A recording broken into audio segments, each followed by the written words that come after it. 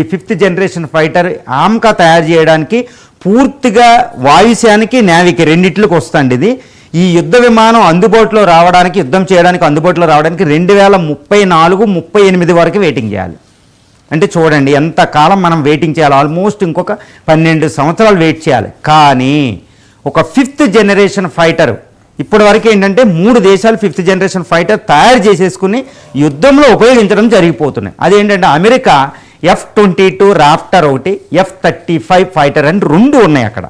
తర్వాత చైనా దగ్గర 2 ఉన్నాయి, J-20, J-35Aలు ఆల్రెడీ తయారు చేసేసి యుద్ధంలో ఉపయోగించేస్తున్నారు. ఎక్స్పోర్ట్ కూడా చేస్తున్నారు వాళ్ళు.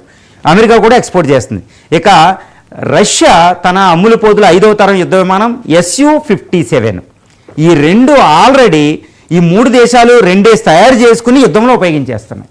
ఇందులో చైనా J-35 ఫైటర్ ఆగస్టులో అంటే ఇప్పటి నుంచి 3 నెలల కాలానికి పాకిస్తాన్కి పంపిస్తుంది ఫైటర్స్ని. ఇది ప్రస్తుత పరిస్థితి.